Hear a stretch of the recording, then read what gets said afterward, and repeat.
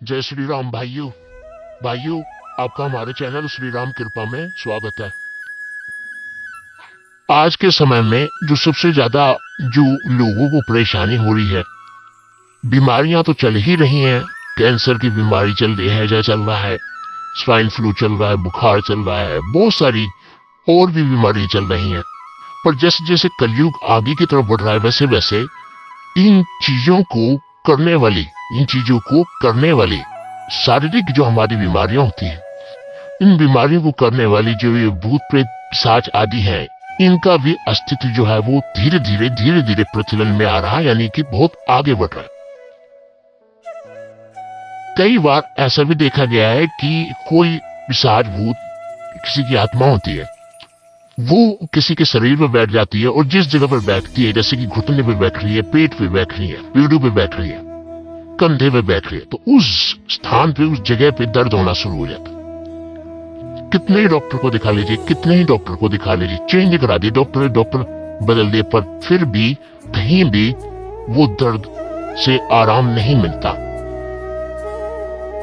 पर जब हम सोचते हैं, थोड़ा सा आध्यात्मिक तरीके से सोचते हैं कि शायद किसी सियाने को दिखाना चाहिए, किसी भगत को दिखाना चाहिए, तो उस समय हमें पता चलता है कि ये कोई बाधा है, ऊपरी बाधा है जो कि उस स्थान पे बैठी हुई है। और आपको देखकर हैरानी भी होगी, कई इतने सिद्ध स्थान हैं जहां लोग चौकी लगाते हैं, भगत हैं, जो कि जब उस चीज को, जो कि एक नेगेटिव शक्ति है, जो कि एक ऊपरी शक्ति है, जब उसे उस स्थान से हटाया जाता है तो आपको तुरंत आराम मिल जाता है। और विश्वास जमता है कि कहीं ना कहीं ये बात है। बहुत सारे ऐसे केस मैंने देखे हैं जिसमें घोंटू पे बैठ गई है कोई चीज, और घोंटू का दर्द ही नहीं जा रहा कभी। पीड़ू, पेट का जो पीड़ू होता है, अधिकतर महिलाओं के साथ ये दिक्कत आती है कि पीड़ू पे कोई चीज बैठ जाती है। कई बार फेरों में कोई चीज बन जाती है, कई बार पैर किसी चौराहे पे पड़ जाता है, तो डॉक्टर जो कर रखा उसने, तो उसके कारण महिलाओं को बहुत ज्यादा दिक्कतों का सामना करना पड़ता है। उस समय वो पीड़ू पे बैठ जाता है, क्योंकि उस समय जब शादी होती, शादी के बाद बच्चों का जन्म शुरू होता है, तो उस समय क्या होता है, पीड़ू पे बैठने के बाद दर्द करता है। दर्द के कारण हस्बैंड और वाइफ रिलेशन बनाने में दिक्कत करते हैं, और जब रिलेशन नहीं बनाएंगे तो बच्चे नहीं होंगे तो फिर कैसे चलेगा। तो क्योंकि जो दर्द होता है ना, वो इतना भयानक होता है। तो ये जो ऊपरी चीजें हैं, ये इनका अस्तित्व आज बहुत ज्यादा हो चुका है। और ये नहीं है कि इनके इलाज के लिए लोग नहीं है, इनके इलाज के लिए भी बहुत अग्रसर हो रहे हैं, आगे बढ़ रहे हैं। पर किसी ने कहा है कि जब तक अंधविश्वास होता है तब तक वो आपके साथ घटित नहीं होता, तो तब तक अंधविश्वास होता है। तो ये चीजें भी हैं अस्तित्व में, और इन्हीं चीजों का जो सबसे बड़ा धाम बताया गया है इन्हीं रोगों को निवारण के लिए, वो हनुमान जी का, जो श्री राम के दूत हनुमान जी हैं, उनका धाम सालासर बताया गया, जहाँ पे हनुमान जी साक्षात विराजमान हैं, प्रेतराज सरकार और भैरव बाबा के साथ। तो आज जो मैं आपको साधना के बारे में बताने जा रहा हूँ, एक ऐसी साधना के बारे में बताने जा रहा हूँ जो कि स्वयं बलिभूत साधना, हनुमान जी की साधना है। और इसमें आपको मैं मंत्र भी बताऊंगा, शाबर मंत्र भी आपको मैं बताऊंगा कि किस तरीके से आपको ये साधना करनी है। 11 दिन की साधना है, ज्यादा दिन की नहीं, 11 दिन की साधना है। दूसरी बात, अगर आपके दिमाग में, जब आप ये इस वीडियो को देख रहे हो और आपके दिमाग में ये प्रश्न आता है कि 11 दिन की साधना है और 11 दिन में हनुमान जी प्रत्यक्ष हो जाएंगे आपके पास, या कोई ऐसी अपना दूत आपको दे देंगे, या फिर कोई ऐसी शक्ति आपको प्राप्त हो जाएगी जिसके कारण आप एक भक्तों में एक खलीफा बन जाएंगे, तो ऐसा बिल्कुल भी नहीं है। सच्चाई में आपको बताऊं तो होता क्या है भाइयों, कि जिस तरीके से बूंद बूंद से सागर बनता है, उसी प्रकार से कोई भी ऐसा व्यक्ति नहीं होता जिसपे ईश्वरीय शक्ति जन्म से होने के साथ साथ वो उसी तरीके से वो अपने यौन अवस्था में जब वो चौके लगाता है, तो वो भी शक्ति उसी प्रकार उसके पास विद्यमान। मैं मानता हूं कुछ लोग ऐसे होते हैं जिन्हें जब वो जन्म लेते, जन्म से उनकी भक्ति उनके साथ रहती है और देव की कृपा होती है, पर उस देव की कृपा भी इतनी जल्दी नहीं होती। उसको तराशना पड़ता है, उस व्यक्ति को खुद को जलाना पड़ता है, मेहनत करनी पड़ती है, तब जाके वो तरसता है। तो इसी प्रकार से होता क्या है कि जब हम साधना पूजा पाठ करते हैं, तो बूंद बूंद धीरे धीरे 5 दिन की साधना, 11 दिन की साधना, 21 दिन की साधना, पूजा पाठ, स्नान आदि करा रहे हैं आप देवता को, या भोग दे रहे, हवन कर रहे हैं, तो ये चीजें सब जुड़ती हैं आपस में।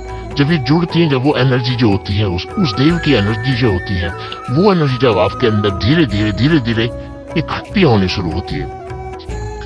कहते कि एक इंसान अगर बहुत बड़े पत्थर को हिलाए तो नहीं लेगा, बड़े 5, 10, 20 लोग 50 लोग बड़े चलाए तो हिल जाएगा। इसी प्रकार एनर्जी होती है आपके अंदर। जो चक्र होते हैं, 7 चक्र जो होते हैं, मूलाधार चक्र होता है आपका, जो उसको एक्टिवेट करने के लिए, उसको सक्रिय करने के लिए उस एनर्जी की आवश्यकता होती है, जिसके कारण वो जो जब मूलाधार चक्र आपका एक्टिवेट होता है, वो तरंग उत्पन्न करता है जो कि उस देवता तक जाती है।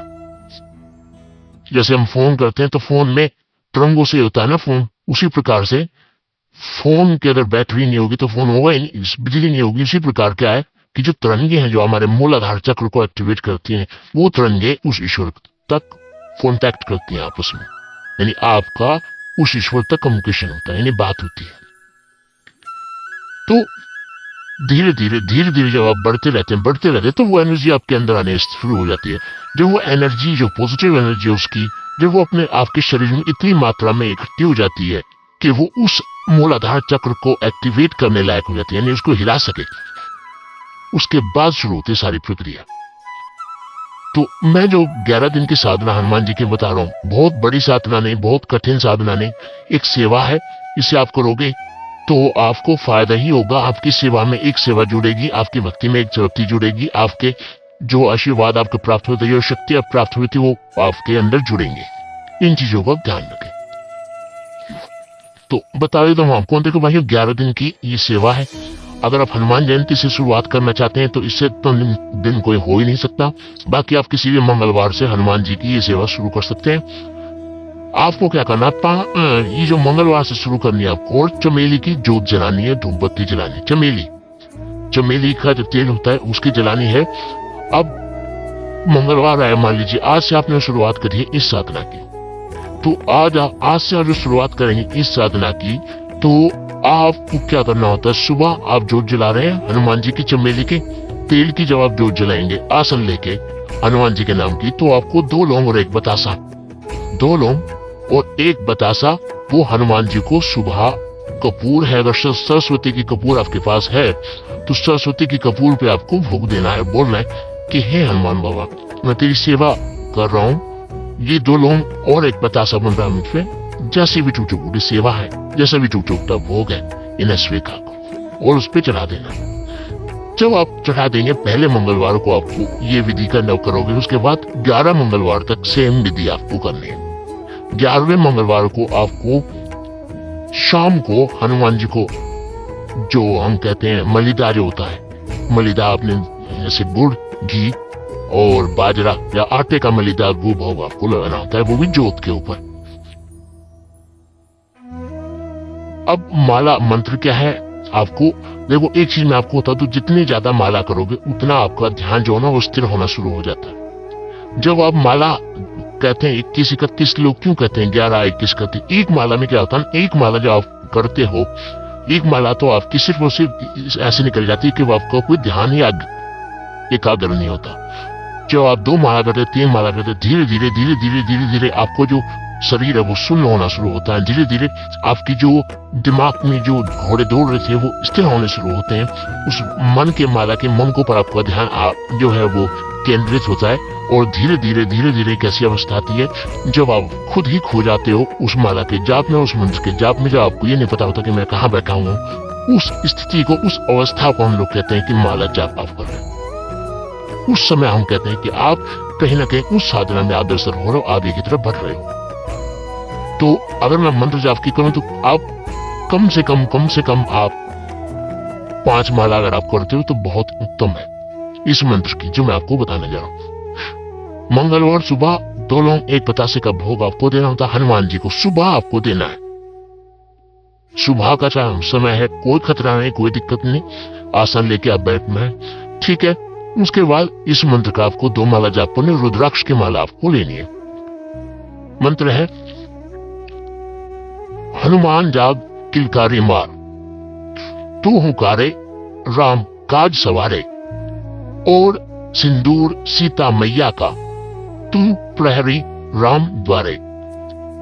मैं बुलाऊं तू बाबा, राम गीत तू गाता आ, नहीं आए तो राजा राम सीता मैया की दुहाई, मंत्र साचा फूरे खुदाई। ये मंत्र है।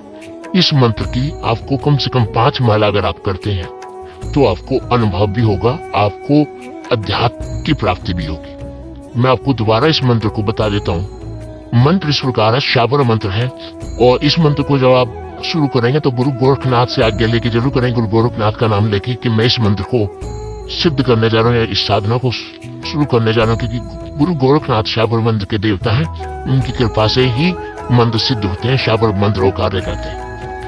हनुमान जाग किलकारी मार, तू हुंकारे राम काज सवारे, और सीता मैया का, और सिंदूर सीता मैया का, तू प्रहरी राम द्वारे, मैं बुलाऊं तू अबा, राम गीत तू गाता आ, नहीं आए तो राजा राम सीता मैया की दुहाई, मंत्र साचा फूरे खुदाई। ये मंत्र है। ये डिस्क्रिप्शन में मैं आपको डाल दूंगा। कई बार मुझे 1-2 दिन लगता है डिस्क्रिप्शन में डालने लिखने में, पर आप मतलब चिंता आप ना करो, आपको मिल जाएगा मंत्र। हनुमान जी की साधना में आप इस तरीके से हनुमान जी को बहुत ही आसान एक सेवा विधि है जो आप करके हनुमान जी को प्रसन्न कर सकते हैं। और मैंने आपको बताया, देखो होता ही है कि हनुमान जी की जब आप सेवा करते हैं, जिस स्थान पर उनकी जोत जलाने, जिस स्थान पर उनका भोग देते हैं, तो धीरे धीरे जब आप इसी प्रकार की सेवाएं उठाते हैं, वो स्थान जागृत होता है। वो स्थान जब जागृत होता है, या वो घर जो है